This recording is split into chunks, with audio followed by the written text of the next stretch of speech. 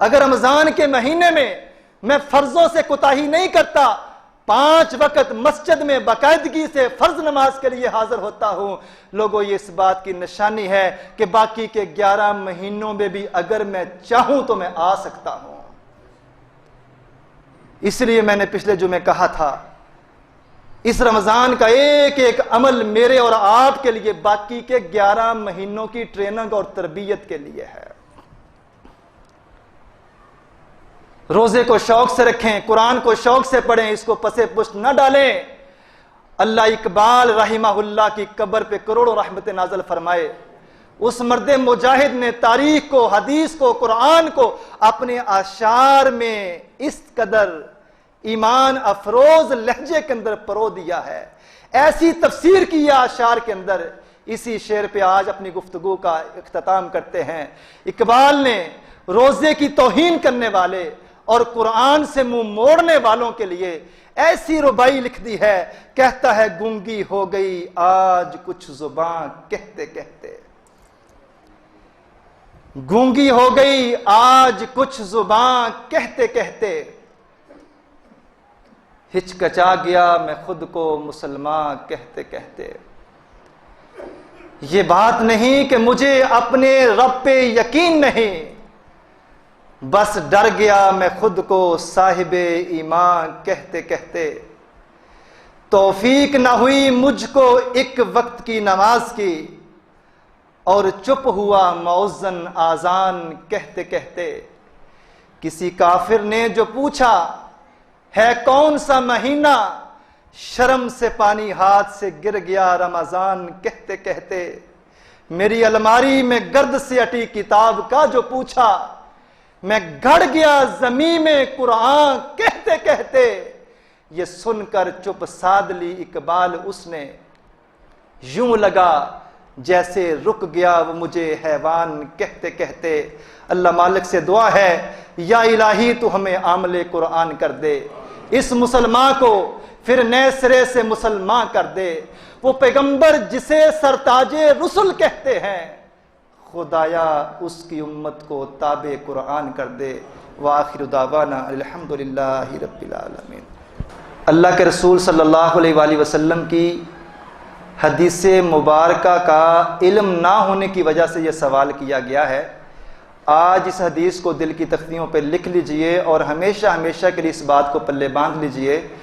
رسول اللہ صلی اللہ علیہ وآلہ وسلم نے فرمایا، جب بھی تم مسجد میں جمعہ کے دن جمعہ کی نماز پڑھنے کے لیے آؤ، 2 رکعت نماز پڑھنے کے بغیر میں اور آپ بیٹھ ہی نہیں سکتے۔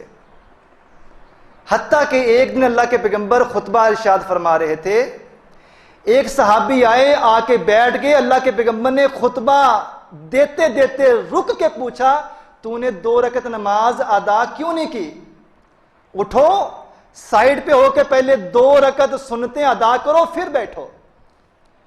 یہ بات ذہن میں بٹھا لیجئے، جمعہ کے روز خطبہ شروع ہونے سے پہلے آپ 2 سنتے پڑھ لیں، 4 پڑھ لیں، 8 پڑھ لیں، جتنا آپ کے پاس ٹائم ہے۔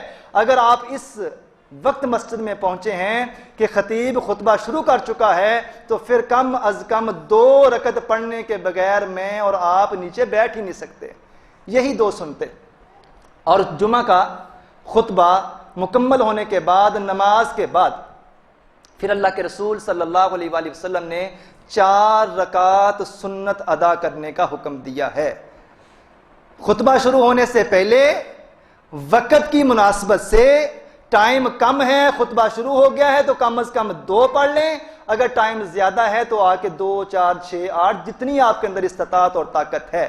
دوران خطبہ ختم کرنے کے بعد دوبارہ سے اللہ کے پیغمبر محمد الرسول اللہ صلی اللہ علیہ وآلہ وسلم نے، کسی بھی حدیث سے ثابت نہیں ہے کہ اپنے صحابہ کو سنتیں ادا کرنے کے لیے ٹائم دیا ہو۔ یہ حدیث کی بات میں نے اب آپ کے سامنے رکھی ہے۔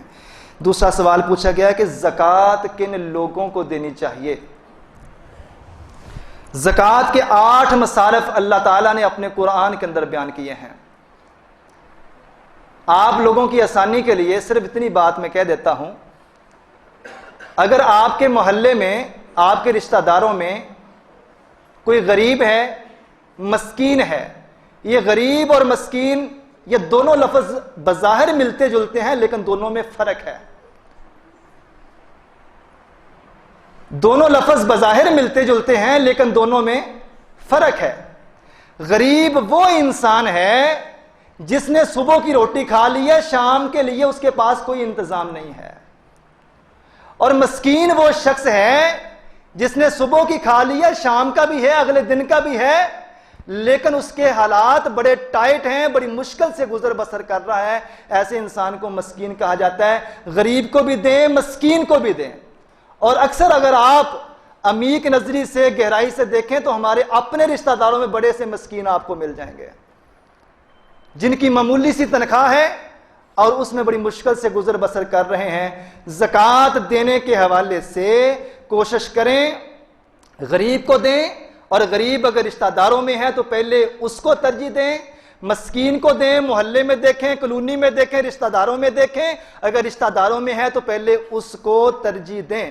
اگر کوئی بیوہ ہے تو اس کا خیال کریں. اور زکوٰۃ دینے کے حوالے سے میں ایک چھوٹا سا آپ کو مشورہ دے دیتا ہوں. ہر سال کئی ایسے گھرانے ہوں گے, کئی ایسی بیوائیں ہوں گی جن کو ہر سال آپ 10,000, 15,000, 5,000, 20,000 زکوٰۃ کی مد میں پکڑا دیتے ہیں, اور مسلسل وہ بیچاری اس کی غربت کے اندر اضافہ ہی ہو رہا ہے, کم نہیں ہو رہی. آپ جب زکوٰۃ دیں تو ٹیکنیکل طریقے سے زکوٰۃ دیں. مثال کے طور پہ ہر سال اگر آپ اپنے بہن بھائیوں میں سے, عزیز و کارم میں سے, رشتہ داروں میں سے کسی اپنے ماڑے بہن بھائی کا خیال کرتے ہیں تو بھئی آپ اس کو سٹینڈ کریں. 10-20 ہزار جو آپ اس کو دے رہے ہیں آپ اس کو سٹینڈ کریں. کسی بیوہ کو آپ سہارا دے رہے ہیں, زکوٰۃ دے رہے ہیں, آپ اس کو کپڑے سلائی کرنے والی مشین لے کے دیں, وہ سال کا انتظار کرتی رہے گی. آپ اس کو کپڑے سلائی کرنے والی مشین لے کے خود مختار کر دیں, اس کو زکوٰۃ کی ضرورت باقی نہ رہے. صحیح معنوں میں زکوٰۃ کا مفہوم ہے ہی یہ, پیسے ہاتھ میں پکڑا دینا یہ ٹھیک ہے, زکوٰۃ ہے, حق ادا ہو جاتا ہے, لیکن صحیح معنوں میں خوبصورتی یہ ہے زکوٰۃ دینے کا مقصد یہ ہے اسلام کا کہ اپنے بہن بھائیوں کو سٹینڈ کیا جائے. آپ اس کو چھوٹا موٹا کو کاروبار سٹارٹ کر کے دے دیں تاکہ باقی کے 11 مہینے وہ کسی کی طرف ہاتھ پھیلائے نہ.